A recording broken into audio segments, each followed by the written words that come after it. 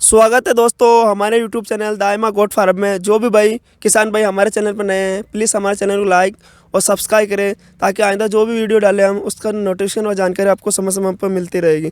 आज हमारी जो विजिट है वो दाइमा गोट फार्म पे है। जो दाइमा गोट फार्म जो इनका जो एड्रेस है वो राजस्थान अजमेर है, वाया पुष्कर है, विलेज कालडूंगरा है। और जो इनके ओनर है लाला भाई और शिवराज भाई, तो इनके बारे में हम कुछ जानकारियाँ प्राप्त करेंगे अभी शिवराज भाई से कि जो गोट है जैसे सिरोही है, तो इसमें कुछ अभी सर्दी के कारण कुछ लोग बोल रहे हैं कि पीपीआर वगैरह, तो पीपीआर के बारे में अभी हम जानेंगे कि पीपीआर के लक्षण क्या होते हैं और पीपीआर के उपचार क्या है बचाव से। तो अभी चलो हम फार्म में एंटर करते हैं।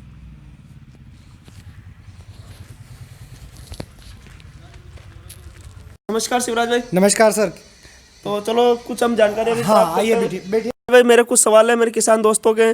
तो बकरी जैसे सर्दी का टाइम चल रहा है तो पीपीआर का बहुत ज़्यादा अभी इशू चल रहा है, तो इसके बारे में जैसे इसके बचाव और इसके मतलब लक्षण क्या होते हैं, तो इसके बारे में हमारे किसान दोस्तों को आप कुछ जानकारी साझा कराइए। जी, इसमें क्या है, सर्दी है, अभी सर्दी का मौसम है, तो ज़्यादातर जो बकरे बकरी वगैरह जो होते हैं, गोट्स के जो किड्स हैं, वो सर्दी की वजह से इसमें पीपीआर में आ जाते हैं। इस सर्दी के टाइम में उनको बुखार है, मुंह में छाले होना, जुकाम होना और लूज मोशन होना, इस तरीके की नॉर्मल सी जो बीमारियां हैं वो उसके लक्षण हैं, जिससे वो पता चलता है कि वो पीपीआर में आए हुए हैं। तो पता कैसे चलता है कि बच्चा जैसे पीपीआर में हमारे को कैसे पता पड़ेगा?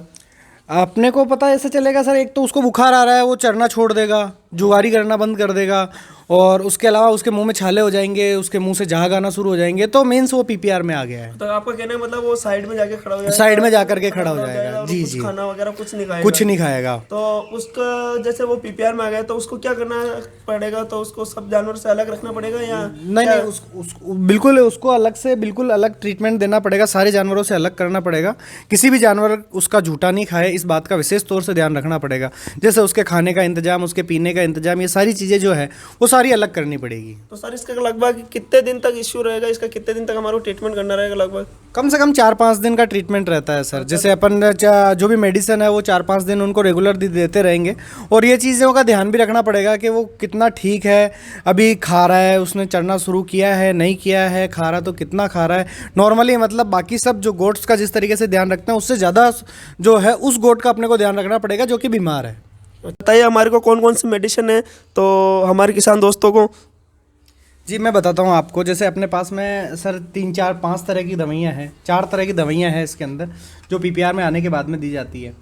एक ये है सेटाक्सोन इंजेक्शन 1000 mg का। अच्छा, ये अपने को देना पड़ेगा 1.5 ml। अच्छा 1.5 ml देना है। 1.5 ml देना है, और उसमें भी ये देखना है कि जानवर छोटा है या बड़ा है। तो उस हिसाब से यदि 30 kg से नीचे का वेट है तो 1 ml 1.25 ml काफ़ी है, और यदि 30 kg से ऊपर है तो 1.5 ml 2 ml दे सकते हैं। अच्छा, उससे ज़्यादा नहीं देना चाहिए। तो एक है ये मिलेक्सोन प्लस, ये जो है पैरासीटामोल है। इसका यूज़ आप नॉर्मली जब सर्दी खांसी जुकाम हो जाता है तब भी आप उसको इसका यूज़ कर सकते हो। ये पैरासीटामोल है। अच्छा। जैसे नॉर्मली इंसान के लिए पैरासीटामोल आती है बुखार के लिए, उसी तरीके से ये इनके लिए पैरासीटामोल है। उसके अलावा एक ये है एमिकैन स्पैट, ये 2 ml का इंजेक्शन आता है, ये पूरा एक ही बार में देना है। अच्छा, और उसके अलावा एक ये डेक्सोना की आती है 2 ml की, एक ये अच्छा। देना होता है। और उसके अलावा एक ये तो यही सेम ही है, ये यही चीज़ है।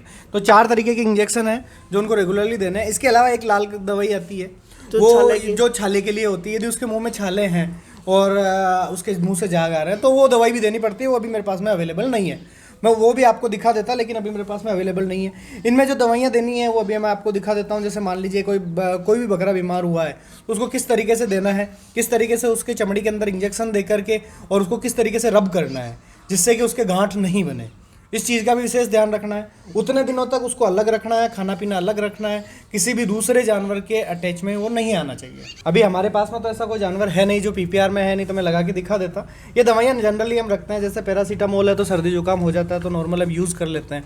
पहले दिन होता है उसको बुखार दिख जाता है तो हम ये दे देते हैं, तो जरूरत ही नहीं पड़ती कि वो हो सकता है पीपीआर में जावे ही नहीं। चलो ठीक है शिवराज भाई, आपने बहुत अच्छी जानकारी दी हमारे किसान दोस्तों को। तो अगर कोई भी किसान दोस्तों को अगर ऐसा कुछ अगर होता है तो आप ये मेडिसिन यूज कर सकते हो। और जो भी भाई अगर अपने नया फार्म अगर स्टार्ट किया किसी भाई ने, तो शिवराज भाई का जो फार्म है, जो दाइमा गोट फार्म के नाम से इनका फार्म है राजस्थान के अंदर अजमेर में, तो ये ऑल टाइप गोट में बिजनेस करते हैं, जैसे सिरोही है, सोजत है और सभी प्रकार की। तो कौन कौन सी ब्रीड है आपके पास शिवराज भाई?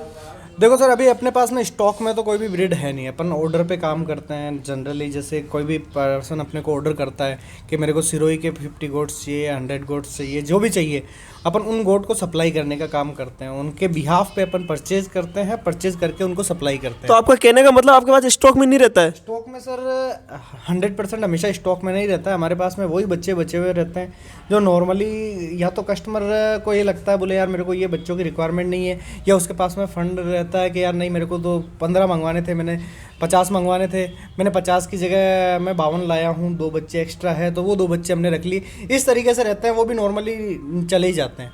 तो हमारे पास में स्टॉक में ज़्यादातर माल नहीं रहता है। तो आपके स्टॉक में माल में नहीं रहता। अगर कोई भी कस्टमर अगर बाहर से आता है, जैसे अगर अजमेर बंदा आ गया, तो आपको अजमेर से उसे पिक कर लोगे? जी, हमारे पास में जैसे कोई भी बंदा यदि अजमेर से आता है या कहीं से भी आता है, तो हम उसको अजमेर से या पुष्कर से पिक कर लेते हैं। यहाँ लाने के बाद में उसको फार्म दिखा देते हैं। हो सकता है हमारे पास में उतने गोट्स नहीं हो उसको दिखाने के लिए, लेकिन यहाँ आने के बाद में, हमारे फार्म देखने के बाद में, और उनको लगता है कि हाँ यार ये बंदे विश्वास करने के लायक है, तो वो हमारे को थोड़ा बहुत टोकन मनी जो हम 1000 रुपये पर बकरे के हिसाब से लेते हैं, वो हमारे को दे, तो हम उसके लिए गोट ला करके दे देंगे। तो अच्छा, आपका कहने का मतलब ये है कि आपका जो ज़्यादातर काम है, जो ट्रेडिंग का काम है, और फार्म पर अगर सैंपल रखते हो, सैंपल के आधार पर ही आप, अगर कस्टमर आता है तो उस बात करके कि जैसे सिरोही है तो सिरोही है, तो उसको दिखा के सैंपल के बाद में आप ऑर्डर लेते हो, उसके बाद में आपको टोकन मनी देने के बाद आप काम करते हो। जी राइट। तो इनका शिवराज भाई का कहने का मतलब है कि अगर कोई भी बंदा अगर बाहर से आता है, तो सबसे पहले ये चीज़ ध्यान में रखे, तो अपना टाइम निकाल के आए राजस्थान, तो क्योंकि इनके राजस्थान में इतने फार्म है, उनके पास किसी के पास स्टॉक में नहीं रहता है।